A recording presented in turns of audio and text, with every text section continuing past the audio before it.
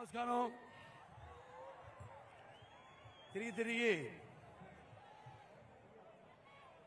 మళ్ళీ ఇక్కడ అనంతపురం పట్టణంలో అడుగు పెట్టగానే ఒక అనంతమైన అనర్వచనీయమైన అద్భుతమైన ఒక ఉత్సాహాన్ని ఉరుకులెత్తుతూ ఉత్సాహంతో నేను నా రథం మీద వస్తుంటే నాతో పాటు పరుగులు తీసి మొత్తం ఇక్కడ ఉన్న వీధులన్నీ కూడా పసుపుమయం చేసి ఈ సమాజ స్థాపన కోసమై సమాజంలో ఉన్న వ్యత్యాసాలను రూపుమాపి సామాజిక న్యాయం బడుగు బలహీన వర్గాలకు ఇచ్చిన మహానుభావుడు, మన రాజ్యాంగ నిర్మాత, అలాగే మనకు వేదాలు భగవద్గీతతో సమానమైన ఈ ప్రజాస్వామ్య దేశంలో ఇంత జనాభాలో మనకు ప్రసాదించిన ఒక భగవద్గీత వేదం మన రాజ్యాంగం. మన ఆయన్ని స్మరించుకుంటూ మరొకసారి ఆయనకి ఘన నివాళులు అర్పించుకుంటూ ఆ తర్వాత మా నాన్నగారు అభినవ అంబేద్కర్ గారు, ఆయన ఆనాడు మరి తెలుగుదేశం పార్టీని స్థాపించి బడుగు బలహీన వర్గాలు, ఎవరైతే ఈ తాడిత పీడిత కులాలు, వెనకబడిన తరగతులు, ఈ అధికారంలో ఉన్న పదవులకు దూరంగా ఉన్నారో వాళ్ళందరికీ చేయూతనిచ్చి అధికార పీఠం మీద కూర్చోపెట్టి గౌరవించిన అభినవ అంబేద్కర్ ఎన్టీఆర్. అందరు అనుకున్నట్టు ఎన్టీఆర్ అంటే కేవలం నందమూరి తారక రామారావు గారు మాత్రమే నేను అనుకోను. అంటే నటాలయం, ఆయన ఇల్లే ఒక నటాలయం. టీ అంటే తారమండలంలోని తారక ధృవతారకుడు. ఆరంటే రాజర్షి, రారాజు, రాజకీయ దురదురందర యుగంధరుడు, రమణీయ సౌమ్య గుణధాముడు అన్న నందమూరి తారక రామారావు గారు. అటువంటి రామారావు గారు స్థాపించిన తెలుగుదేశం పార్టీ ఆనాడు మరి ప్రతి తెలుగు బిడ్డ, ప్రతి తెలుగు మట్టి గడ్డ నేను తెలుగువాడినని ధైర్యంగా చెప్పుకునే సత్తువ, దమ్ము, ధైర్యం, అహంకారానికి పదును పెట్టి సానబెట్టి బయటకు వచ్చి చెప్పుకునే ధైర్యం ఇచ్చిన తెలుగు తేజం నందమూరి తారక రామారావు గారు. అంటే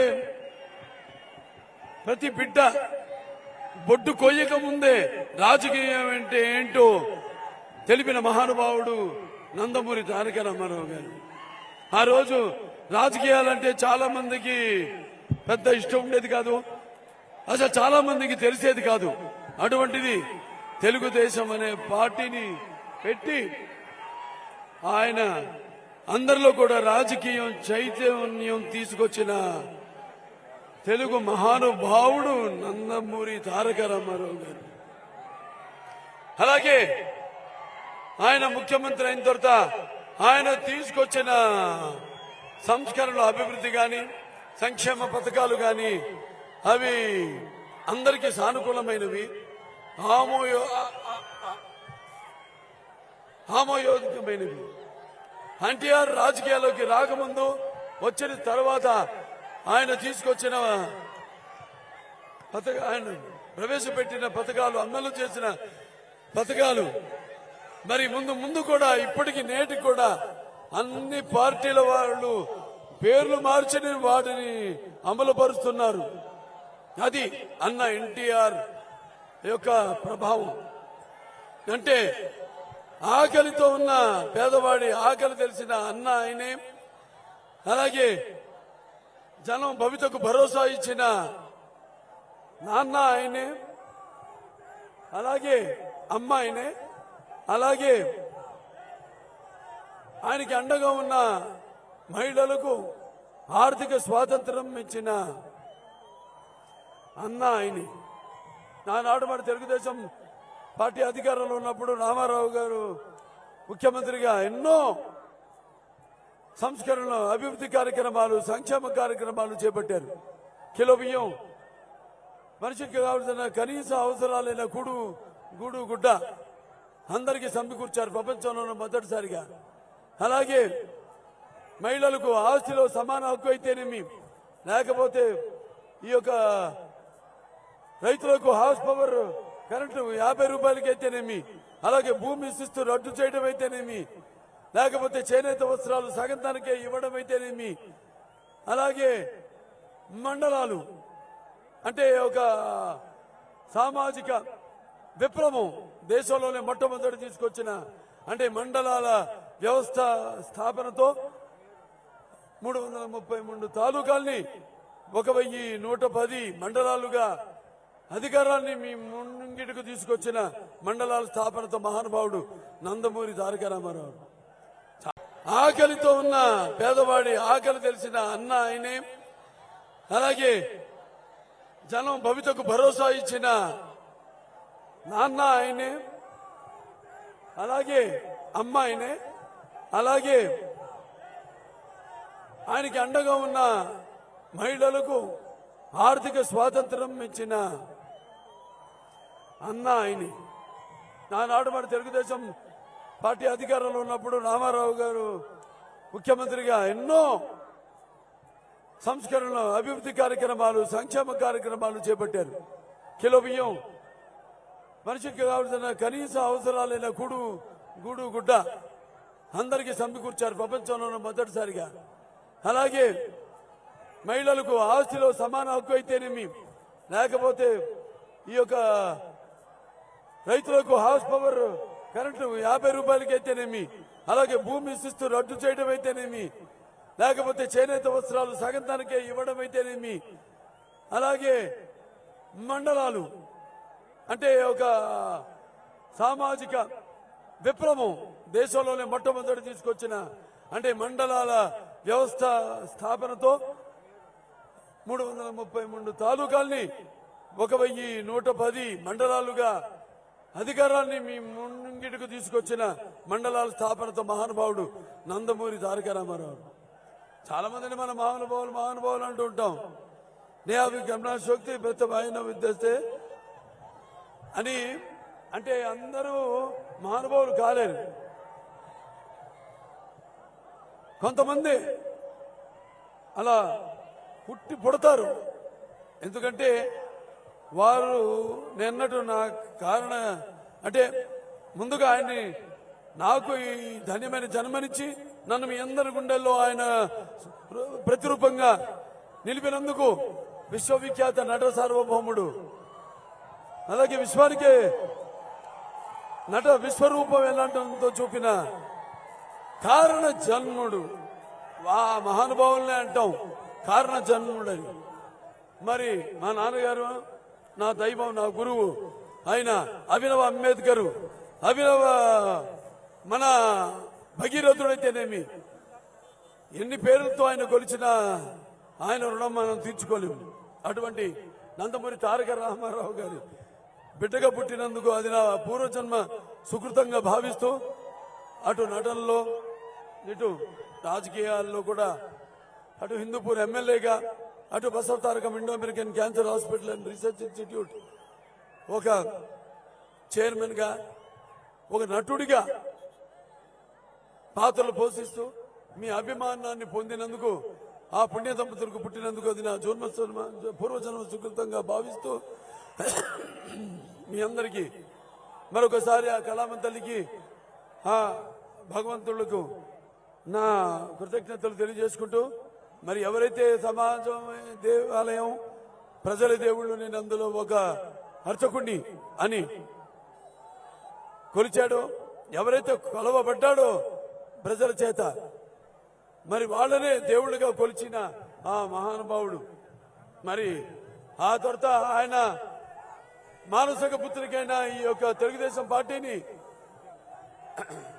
అదే క్రమశిక్షణతో మన చంద్రబాబు నాయుడు గారు ఆ పార్టీని ముందుకు నడుపుతున్నారు.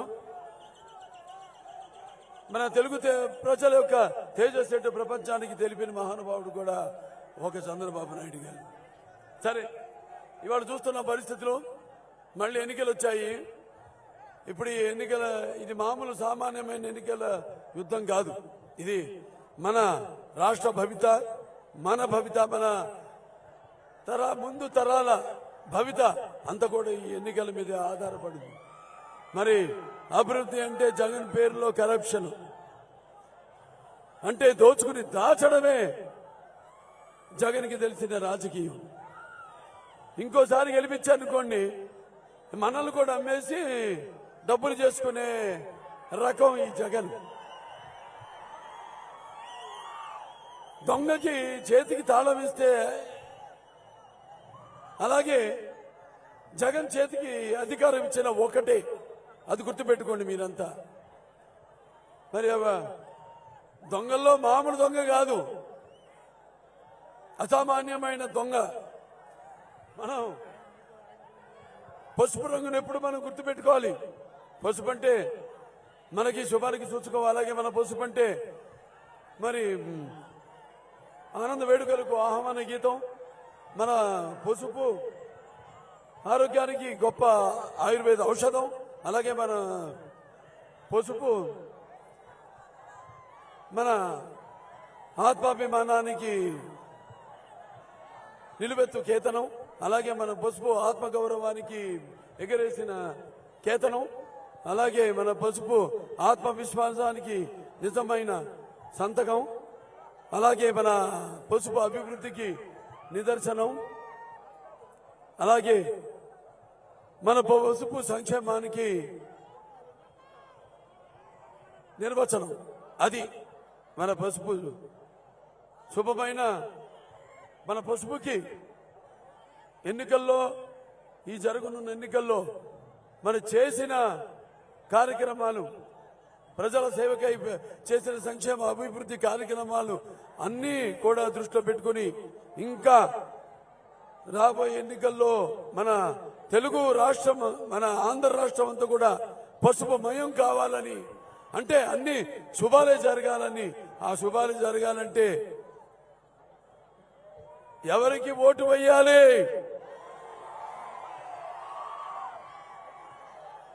ఎవరికి ఓటు వేయాలి?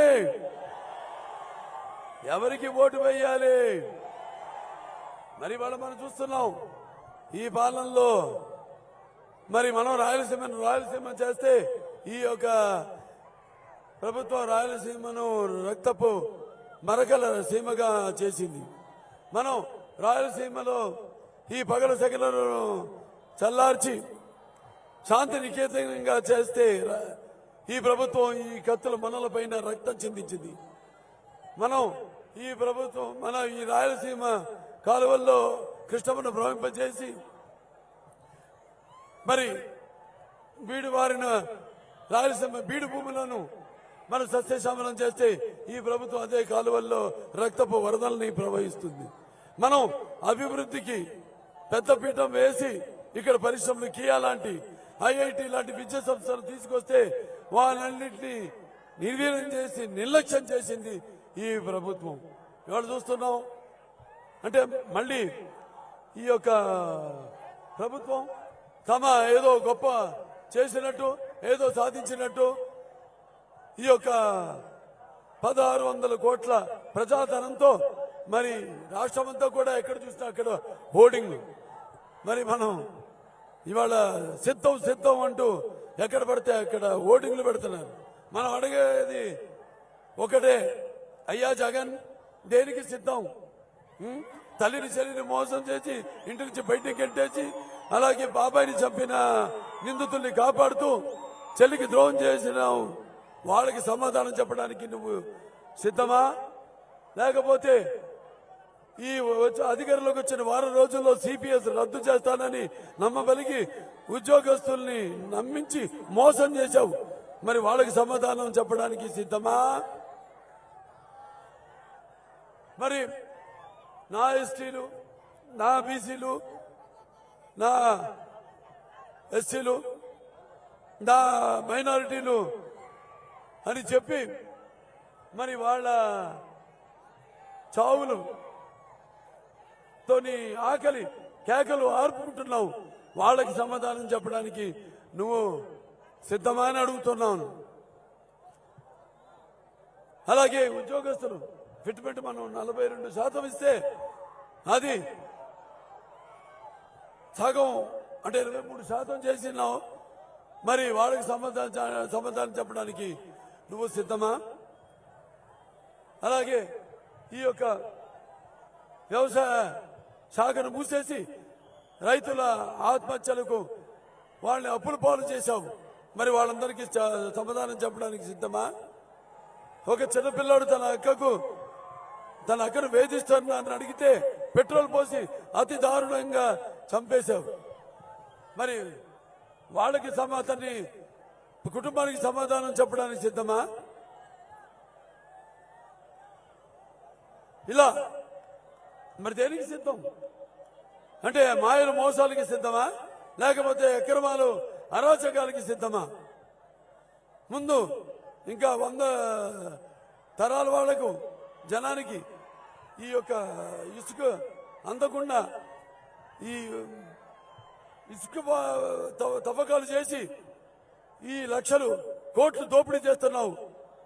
అలాగే ఈ చీఫ్ లిక్కర్ పేరుతో జగన్ బ్రాండ్ మద్యాన్ని మరి పారిస్తూ వాళ్ళకి ప్రజలకి మత్తులు ముంచేసి వాళ్ళు వేలెత్తకుండా వాళ్ళు కావలసిన అవసరాలను అడగనివ్వకుండా చేస్తూ యువత ఏదైతే నిర్లక్ష్యం చేయబడిందో, ఏదైతే పరిశ్రమలు రాకుండా మన రాష్ట్రానికి ఉద్యోగాలు లేక వాళ్ళు నిర్వ్యవస్థలో ఉన్నారు, వాళ్ళు కూడా వేలెత్తి ప్రశ్నించకుండా చేసిన వాళ్ళందరికీ సమాధానం చెప్పడానికి సిద్ధమా? లేకపోతే ఈ యొక్క మద్యాన్ని అంటే ప్రభుత్వం తయారు చేసిన కల్తీ మద్యాన్ని తాగించి ఆడపడుచుల తాలిబొట్లు తెంచి వాళ్లకు వైదల్యం కలిగించిన వాళ్ళకి సమాధానం చెప్పడానికి నువ్వు సిద్ధమా అని అడుగుతున్నాను. ఇవాళ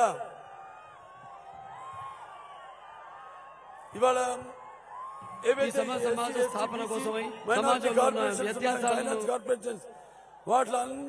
వాటి నిధులన్నింటినీ మళ్లించేసి తెలుగుదేశం ప్రభుత్వం ఉన్నప్పుడు సుమారుగా 75 కోట్ల రూపాయలు వీటిలన్నిటికీ మంచు సమకూర్చడం జరిగింది. వాటిలన్నింటినీ మళ్లించేసి వాళ్ళు మైనారిటీస్ ఉన్నారు ఇక్కడ. मैं हिंदुस्तान हिमालय मेरे सरहदों के निगमा और गंगा मेरी पवित्रता की सौगंध, तारे के इंतजार से मैं अंधेरों और उजालों का साथी हूँ और मेरे खाक पर संगे मरमर के चादरों में लिपटी हुई इमारतें दुनिया से कह रही है कि जालिमों ने मुझे लूटा, नादानों ने मुझे संभाला, मेहरबानों ने मुझे बेड़िया बना दी और मेरे चाहने वालों ने उन्हें घाट फेंका. सारे जहां से अच्छा हिंदुस्तान हमारा, हम बुलबुले हैं इसके, ये गुल सिता हमारा. అలాగే నా ముస్లిం మైనారిటీ పెద్దలకు, ముత్తవల్లిలకు, ముస్లిం సోదర సోదరిమణులందరూ కూడా నా హృదయపూర్వక నమస్కారం తెలియజేసుకుంటున్నాను. ఆ सबको भी मेरा అదమ్నల్లా వారా యదమ్నల్లా. మరి తెలుగుదేశం పార్టీ అధికారంలో ఉన్నప్పుడు ముస్లింలు వారికి ఒక ప్రత్యేక శ్రద్ధ చూపడం జరిగింది. అలాగే అన్నారు ఎన్టీ రామారావు గారు, ఆయనకి ముస్లింలు అంటే మక్కువ ఎక్కువ. అందుకే వాళ్ళ అభివృద్ధి కోసం, వాళ్ళ సంక్షేమం కోసం ఎన్నో సంక్షేమ అభివృద్ధి కార్యక్రమాలు చేపట్టారు. ఆయనగా మైనారిటీస్ ఫైనాన్స్ కార్పొరేషన్ స్థాపించడం జరిగింది. అలాగే ఆయన ఈ యొక్క ఉర్దూ భాషను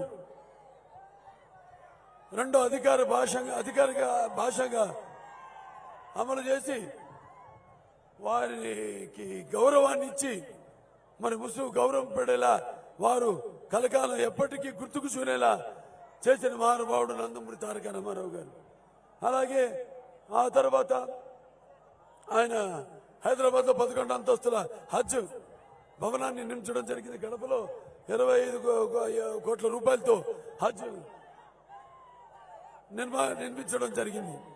అలాగే తర్వాత చంద్రబాబు నాయుడు గారు 50% సబ్సిడీతో కూడుకున్న 2 లక్షల రూపాయల రుణాలు సుమారుగా 45,000 244 మందికి లబ్ధిదారులకు అందించడం జరిగింది. అలాగే ముస్లింల విద్యార్థులకు మరి వాళ్ళ ఉర్దూ మరియు ఇంగ్లీష్ మీడియంలో గురుకుల పాఠశాలలు అయితేనేమి, అలాగే జూనియర్ కాలేజీలు అయితేనేమి, ఐఐటీలు అయితేనేమి, పాలిటెక్నిక్ కళాశాలను ప్రారంభించడం జరిగింది.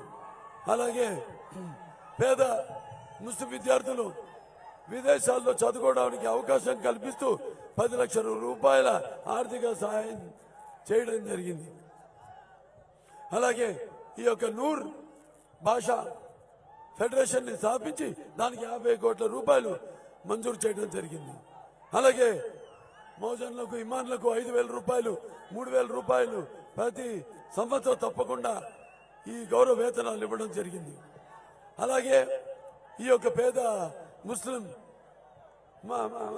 బహన్లకు వాళ్ళ వివాహానికి 50 రూపాయలు ఈ యొక్క దుల్లన్ అంటే కానుక అంటే సుమారుగా 30,000 పైచులుక మహిళలకు ఈ యొక్క దుల్లన్ నిధిని అందించడం సహాయం అందించడం జరిగింది.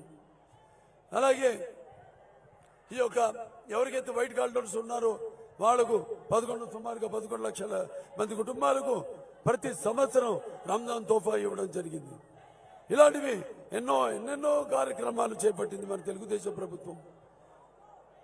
కేవలం ముస్లింలు ఓటు బ్యాంకు కాదు, వాళ్ళు ఈ సమాజంలో ఒక భాగం, వాళ్ళకి సామాజికంగా, ఆర్థికంగా, రాజకీయంగా కూడా వాళ్ళని ముందుకు తీసుకురావాలని మరి ముందు మేనిఫెస్టోలో ఒక 3 ఎమ్మెల్సీలను అయితేనేమి, అలాగే కార్పొరేషన్ చైర్మన్లు అయితేనేమి, లేకపోతే మన సర్పంచులు అయితేనేమి, వాటిలన్నిటి కూడా పదవులతో వాళ్ళని అలంకరించాలని మేనిఫెస్టోలో పొందుపరచడం జరిగింది.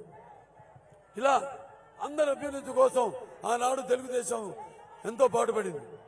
మన ఎస్సీల విషయానికి వస్తే మరి ఎస్సీల విద్యార్థులకి మరి వాళ్ళ ఉన్నతమైన చదువు కోసం ఆనాడు అంబేద్కర్ మరి విద్యానిధి అని మనం ఇస్తే ఈ రోజు ఆ పేరు మార్చేసి జగన్ విద్యానిధి అని పెట్టుకున్నాడు.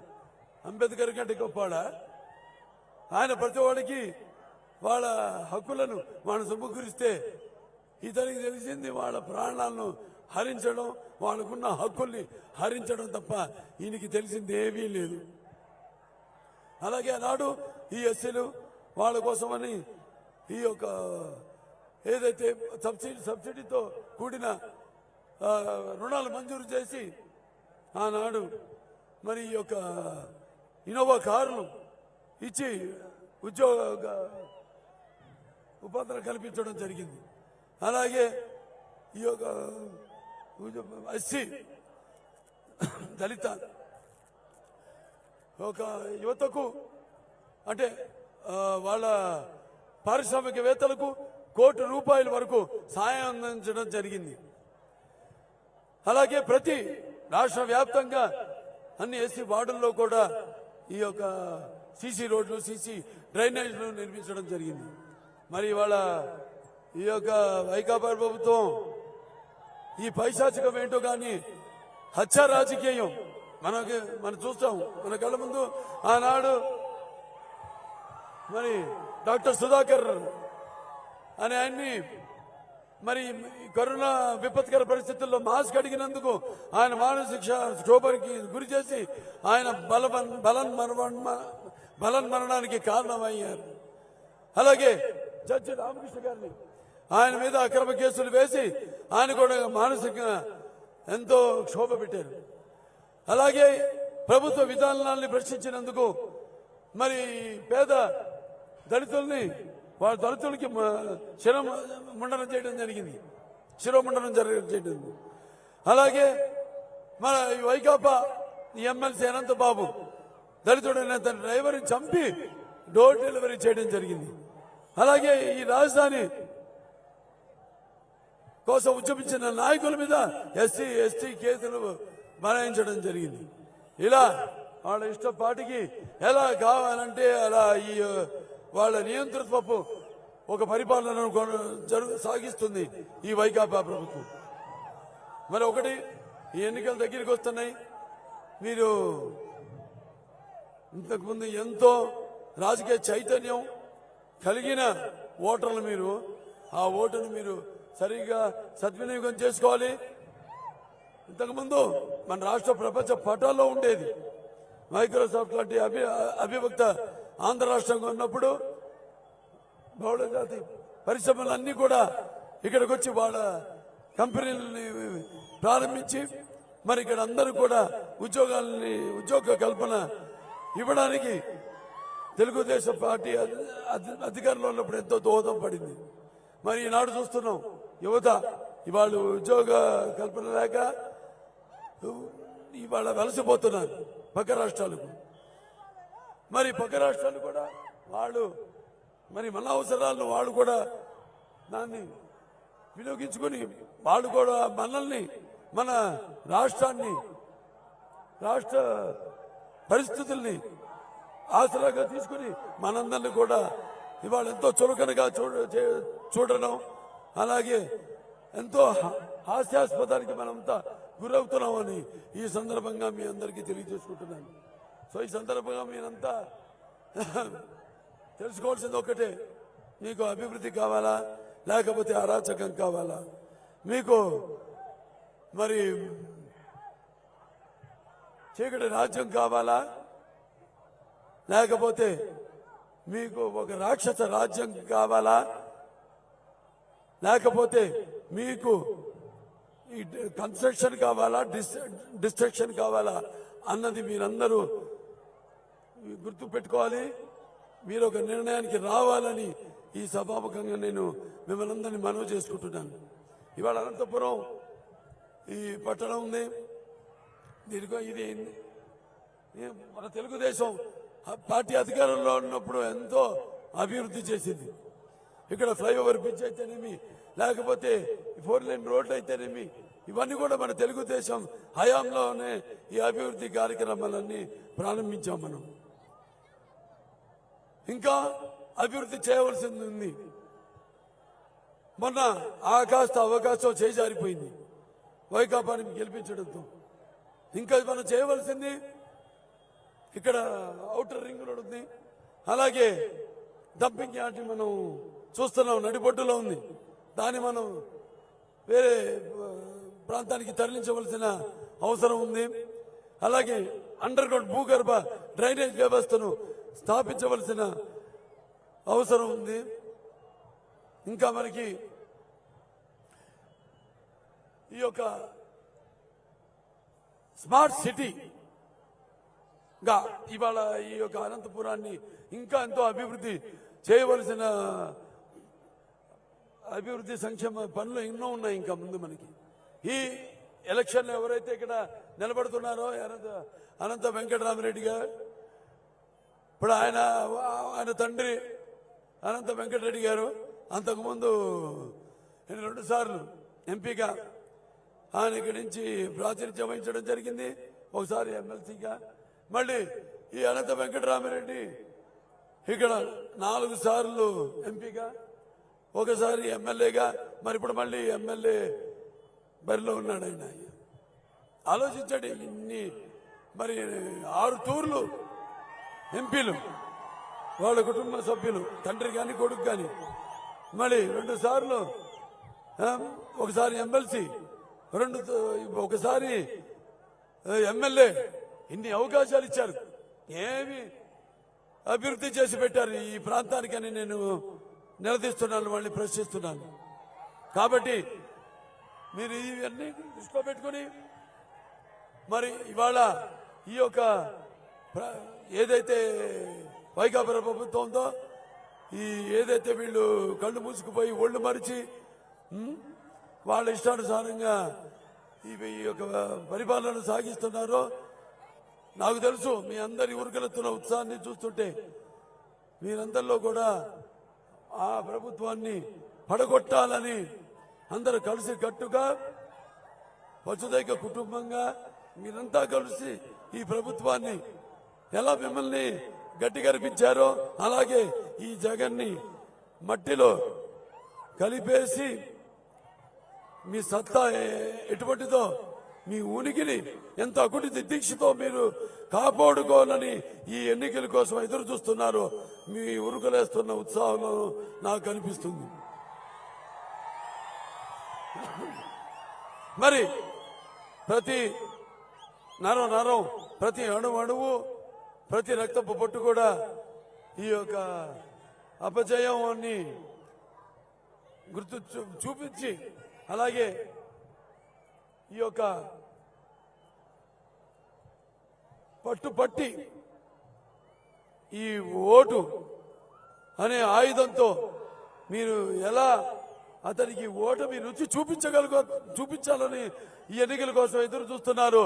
మీ ఉరకలేస్తున్న ఉత్సాహంలో నాకు కనిపిస్తుంది. ఇవాళ ఈ యొక్క మన తెలుగుదేశం పార్టీ అయితేనేమి, జనసేన పార్టీ అయితేనేమి, బీజేపీ పార్టీ అయితేనేమి ఒక కూటమిగా ఈనాడు కలిసికట్టుగా ఈనాడు ఈ యొక్క పార్టీ పైన ప్రభుత్వం విధానాలపైన వాళ్ళ మీద పోరాటం జరుగుతుంది. ఇవాళ మరి ఈ యొక్క తెలుగుదేశం మరి మన జనసేన బీజేపీ ఒక కలయిక ఒక నిప్పుల ఉప్పెన, అది ఒక అగ్నిపర్వతపు విస్ఫోటన, అది ఒక పాశుపతాస్త్రం. ఈ యొక్క కూటమి శక్తిని ఎదిరించే శక్తి ఎక్కడా లేదు లేదు లేదు అని మీ అందరికీ తెలియజేసుకుంటున్నాను. ఇవాళ మనకి ప్రభుత్వ పరంగా ముస్లిం సోదరులకు సోదరిమణులకు వాళ్ళకు కూడా యువతకు 4% ఏదైతే మనం ఉద్యోగ అలాగే విద్యలో రిజర్వేషన్ ఉందో దాన్ని కూడా చట్టబద్ధమైన గుర్తింపు ఇవ్వాల్సిన అవసరం ఉంది. దానికోసం మేమంతా కూడా శ్రమిస్తామని, తీసుకురావడానికి మా వంతు కృషి చేస్తామని మీ అందరికీ తెలియజేసుకుంటున్నాను. ఆనాడు తెలుగుదేశం ఎన్టీ రామారావు నుంచి కూడా అధికారంలో ఉన్నప్పుడు సర్కారీ కమిషన్ అంటే జస్టిస్ పొన్నయ్య కమిషన్ ని వాళ్ళ సిఫార్సులను అమలు చేయడం జరిగింది. ఈ ఏబిసిడి వర్గీకరణ చేసి మరి మన ప్రభుత్వం కేంద్ర ప్రభుత్వం ఆమోదం కోసం పంపించి ఆమోదాన్ని పొంది రాష్ట్రపతి గారి ఆమోదాన్ని పొంది సుమారుగా 22,000 పైచులకు ఉద్యోగాల్ని మనం కల్పించడం జరిగింది. అలాగే మొన్న కూడా 2019 ఎన్నికల ముందు కూడా మనం ఈ ఏబిసిడి వర్గీకరణ చేసి మన కేంద్ర ప్రభుత్వాన్ని పంపించడం జరిగింది. దానికి కూడా ఇప్పుడు మన ప్రధానమంత్రి మోడీ గారు ఆమోదయోగ్యంగా ఉన్నారు.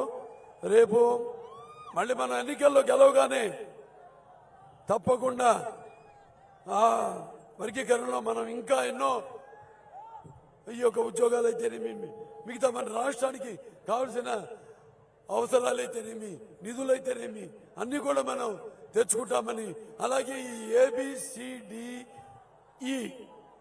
కిందకి మన ముస్లిం మైనారిటీస్ వస్తారు, ఈ అనే వర్గీకరణను తీసేస్తాం అని ఒక దుష్ప్రచారం చేస్తున్నారు.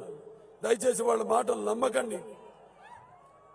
అది మేము కొనసాగిస్తాం అని సభాముఖంగా తెలియజేసుకుంటూ, మరి ఇవాళ మనం ఒక్కసారి పరిస్థితుల్ని నెమరేసుకొని మరి ఏ ఉత్సాహాన్ని ఉరకలేస్తున్న ఉత్సాహంతో రేపు జరగనున్న ఎన్నికల్లో కూడా మీ యొక్క ఓటు, ఎందుకంటే ఈ ప్రజాస్వామ్యంలో ఈనాడు మీకున్న ఆయుధం ఓటు. ఆ ఓటుని సద్వినియోగపరుచుకుని ఉద్దేశాలను ప్రతిబింబ చేయడానికి, మరి ఈ యొక్క ప్రజాస్వామ్య పరిరక్షణ కోసం పోరాడే సరైన ప్రతినిధుల్ని ఎన్నుకోవడం కోసం, సమాజ స్థాపన కోసం, సమాజంలో ఉన్న వ్యత్యాసాలను తొలగించడం కోసం, అలాగే సామాజిక న్యాయం అందించడం కోసం వినియోగించవలసిన పరమ పవిత్రమైన సాధనపతి. దాన్ని వెలగట్టి కుదవబెట్టి మీ యొక్క స్వార్థాలకు, మీ యొక్క వ్యామోహాలకు దాన్ని వినియోగించుకున్నారో మీ ఓటుని మీరు దుర్వినియోగపరుచుకున్నట్టు అవుతుంది. అలాగే ప్రజాస్వామ్యాన్ని మీరు హత్య చేసినట్టు అవుతుంది. మీ స్వాతంత్రాన్ని మీరు హత్య చేసినట్టు అవుతుంది. కాబట్టి రక్తానికి జాతి లేదు, మాంసానికి కులం లేదు, చర్మానికి జాతి లేదు. అందరూ కూడా ఏకతాటిపై నిలిచి అందరూ కలిసి రేపు ఎన్నికల్లో మళ్ళీ ఒక కూటమిని గెలిపించాలని ఇక్కడి నుంచి అనంతపురం నుంచి ఒక మన లోకసభ అభ్యర్థిగా ప్రాచీన ఈ యొక్క పోటీలో ఉన్న మన అంబిక లక్ష్మీనారాయణ గారిని, అలాగే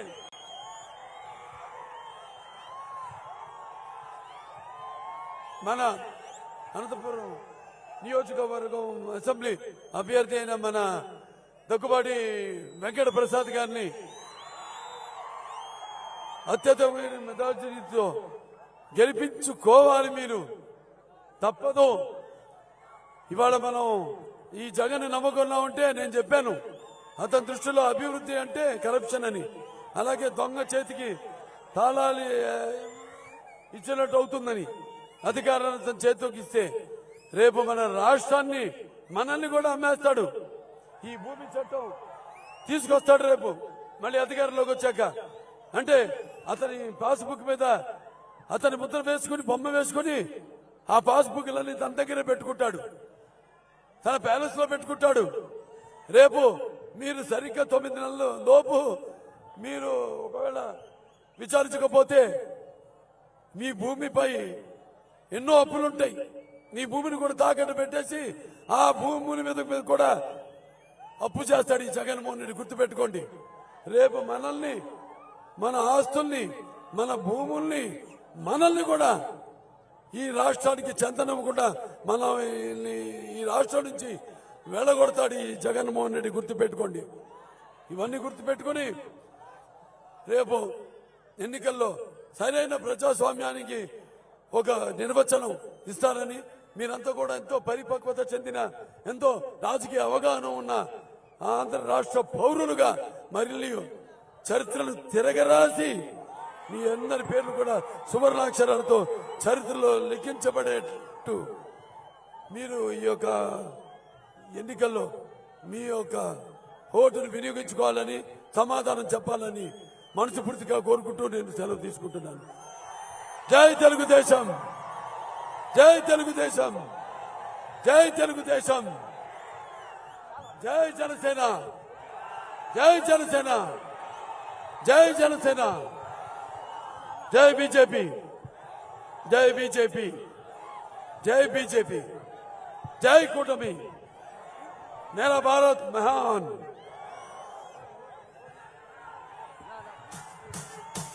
It's about time to break it down. You ready?